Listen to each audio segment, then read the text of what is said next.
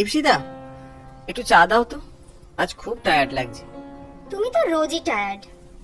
যাব বাবা, কি হলো আবার? কিচ্ছু না। আরে বলো বলো, আবহাওয়া গরম বলে মনে হচ্ছে। মহারানীর কি মান ভঞ্জন করতে হবে নাকি? করতে হবে না। কোনোদিন তো একটু বেড়াতে নিয়ে যাওয়ার সময়ও হয় না তোমার, শুধু কাজ আর কাজ। কি মুশকিল, আমি কি বারণ করেছি নাকি তোমায়? কোথায় যাবে বলো না, আমি তো যাব, আমি যাচ্ছি তো।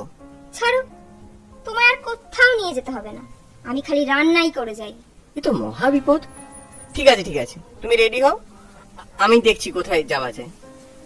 আচ্ছা চলো তাহলে আজ একটু শান্ত ভ্রমণ করে আসি। তাহলে কিন্তু আমি চাইনিজ খাবো। আচ্ছা সে দেখা যাবে এখন, আগে চলো তো। যাও যাও যাও, রেডি হও। যাচ্ছি। একই মাসের শেষ, তার উপর অহেতুক খরচা, না করে উপায়ও নেই। আবার কি বলছো গো? আমি? আমাকে বলছো? তুমি ছাড়া এখানে আর কি আছে শুনি? না মানে ভাবছিলাম কোন রেস্টুরেন্টে যাবে। কেন, যেখানে যাই? এমন করছো যেন কিছুই জানো না। সেই 369 ধাবা, ওখানেই যাবে? হ্যাঁ, তবে না তো কি। ঠিক আছে ঠিক আছে, আমার গলাটা যে বেশ ধারালো ছুরি দিয়ে কাটবে সে আমি আগেই পূর্বাভাস পেয়েছি। না না, বাঁচতে গেলে কিছু একটা ব্যবস্থা করতেই হবে। কি হলো, চলো। হ্যাঁ হ্যাঁ যাচ্ছি। স্কুটার নিয়ে গিয়ে যেতেই পাড়ার মোড়ে একটা ফুচকার গাড়ি দেখতে পেলাম। এটাই সুযোগ। ওই দেখো ইপসিতা, ফুচকা বসেছে, খাবে? লুকিং গ্লাসে দেখলাম ইপসিতা আমার দিকে ভ্রু কুঁচকে তাকিয়ে আছে।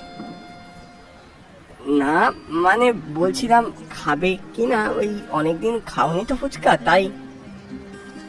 আর চাইনিজ? হবে হবে, ওটাও হবে। ঠিক তো? আরে হ্যাঁ রে বাবা, খেতে হবে না তোমার ফুচকা, আমার বলাই ভুল হয়েছে। আচ্ছা আচ্ছা, চলো যাই। আমি ভাবলাম তুমি আবার কিপটেমি শুরু করেছো। তুমি আবার সবসময় এরকমই ভাবো না? ছাড়ো, ফুচকা খেয়ে আর কাজ নেই। বললাম তো খাবো, চলো তো। ইপসিতা আমার হাত ধরে টেনে ফুচকার গাড়ির সামনে নিয়ে গেল। দেখলাম শিরনোকা একটা ছেলে ফুচকা বিক্রি করছে। এতটাই ছিপছিপে চেহারা ছেলেটার, ফুচকার গাড়ির পিছনে পুরোটাই ঢাকা পড়ে গেছে।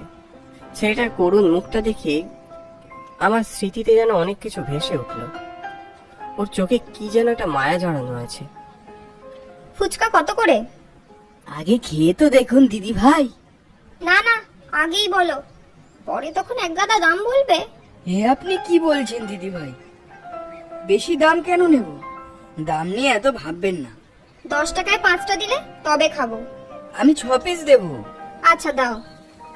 এই নিন। শাল পাতা এখন তো আর দেখাই যায় না।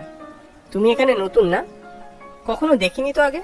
হ্যাঁ দাদা, 2 সপ্তাহ হলো আমি এখানে এসেছি। কি নাম তোমার? ভোলা। ও আচ্ছা, বেশি ঝাল দাওনি তো? না, দারুণ বানিয়েছো, তুমি দিতে থাকো। তোমার দেশের বাড়ি কোথায় ভোলা? শীতলপুর। আপনাদের বাড়ি কোথায়? কাছেই, সামনের গলিতে। আবার আসবেন দাদা।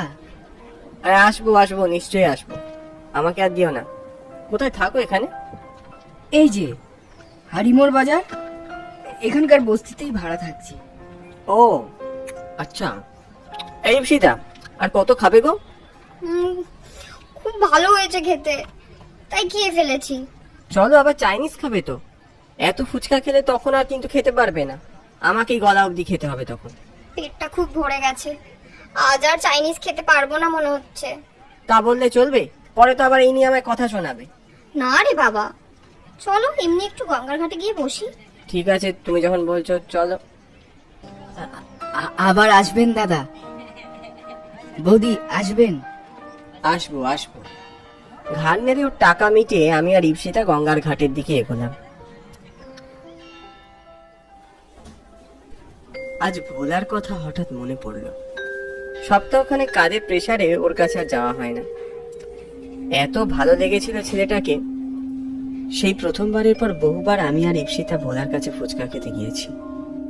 কোথাও গিয়ে ওর সাথে আমাদের কেমন যেন একটা আত্মিক বন্ধন তৈরি হয়েছে।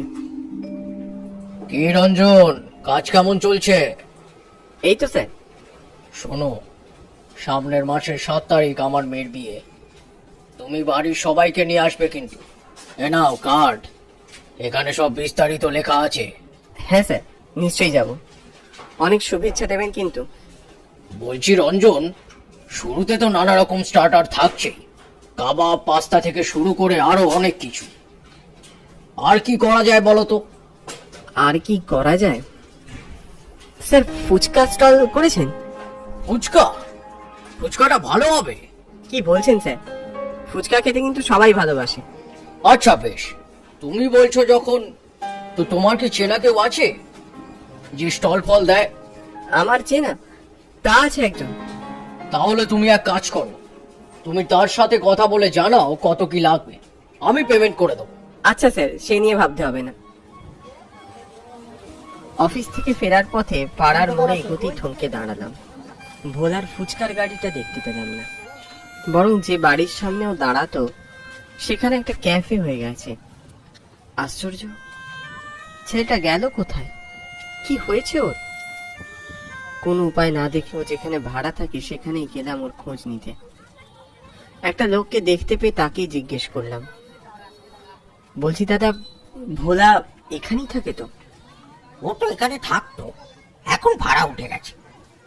4-5 দিন আগে তো দেশের বাড়ি চলে গেছে। সে কি? কেন হঠাৎ? শরীর টরীর খারাপ নাকি ওর? নাকি বাড়ির কারোর কিছু?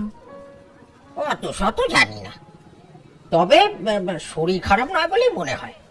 কি একটা ঝামেলা হয়েছিল শুনেছিলাম। ঝামেলা? আচ্ছা, ওর ফোন নাম্বার পাওয়া যাবে? ফোন নাম্বার তো নেই, তবে ওর বাড়ির ঠিকানা আছে। লোকটা ঘর থেকে একটা কাগজ এনে আমার হাতে দিল। এতে ঠিকানা লেখা আছে। মনটা খুব চঞ্চল হয়ে উঠলো ভোলার কথা ভেবে। তাই দেরি না করে দুদিনের ছুটি নিয়ে বেরিয়ে পড়লাম ওর গ্রামের উদ্দেশ্যে। ইপসিতাও জেদ ধরলো যে ও আমার সাথে যাবে। মধুবনী স্টেশনে যখন নামলাম তখন দুপুর গড়িয়ে বিকেল হয়ে গেছে। তারপর আরো ঘন্টা দেড়েক বাসে চেপে অবশেষে ভোলার গ্রামে এলাম। একজন লোককে ভোলার কথা জিজ্ঞেস করতেই উনি আমাদের ওর বাড়ি অবধি পৌঁছে দিলেন। বাড়িতে ঢুকতেই একজন মহিলা আমাদের দিকে এগিয়ে দেন। কে আপনারা? ভোলা আমাদের চেনে। ও কি ঘরে আছে? আছে তো, ঘরে শুয়ে আছে। ভোলা, ভোলা, দেখ বাবা কারা এসেছে। আপনারা যান না, ও ঘরেই আছে। ঠিক আছে। ঘরে ঢুকে দেখলাম একটা চৌকিতে মাথায় হাত দিয়ে শুয়ে আছে ভোলা। ভোলা আমার ডাক শুনেও চমকে উঠলো। আপনারা এখানে? কি ব্যাপার? তুমি ওখানে সব পাট চুকিয়ে দিয়ে এখানে চলে এসেছো, কি ব্যাপারটা কি? কি করব দাদা, যে বাড়ির সামনে বসতাম সেই বাড়ির মালিক এসে আমাকে উঠে যেতে বলে। প্রথমে আমি তেমন গুরুত্ব দিইনি, কিন্তু দিন কয়েক পর আরো বড় ঝামেলা বাঁধে এই নিয়ে। আমি আর এসব ব্যাপারে থাকতে চাইনি, তাই চলে এসেছি। তাহলে কি করবে বলে ভাবছো এখন? আর কি করব দাদা, কিন্তু ওখানে আর ফিরে যাব না। তা বললে চলবে না তো, ফিরতে তোমায় হবেই। তোমার ব্যবসা দাঁড় করানোর সব দায়ভার আমার। যাও, জিনিসপত্র গুছিয়ে নাও, আমরা কিছুক্ষণের মধ্যেই বেরোবো। ইপসিতা আমার হাত টেনে ধরল। না ইপসিতা, ও যাবে আমাদের সাথে। কি বলছেন দাদা এসব? আমি তোমার বড় দাদার মতো, আমার আদেশ তুমি অমান্য করতে পারো না। ভোলা মুখ নিচু করে রইল। ঠিক আছে, আমি যাব। আপনি এত দূর থেকে এসেছেন আমার জন্য, তার মান আমি রাখবো। আপনারা একটু অপেক্ষা করুন, আমি এক্ষুনি আসছি। পাগল টাগল হয়ে গেলে নাকি? তুমি কি পারবে একজনের দায়িত্ব নিতে? পারবো, এইটুকু আমি নিশ্চয়ই পারবো। তুমি দাদা ভাইয়ের কথা ভুলে গেছো? ওকে হুবহু দাদার মতো দেখতে। দাদাকে আমি সেই ছোটবেলাতেই হারিয়েছি, 10 বছর বয়সে। স্কুল থেকে ফেরার পথে রাস্তায় একটা অ্যাক্সিডেন্ট, তাতেই স্পট ডেড হয়ে যায় দাদা। আজও আমি ওর কথা ভুলতে পারি না। ইপসিতা আমার অনুভূতির কথা বুঝতে পেরে আর কিচ্ছু বলল না। ভাই না হতে পারি, দাদার দায়িত্ব তো পালন করতেই পারি আমি।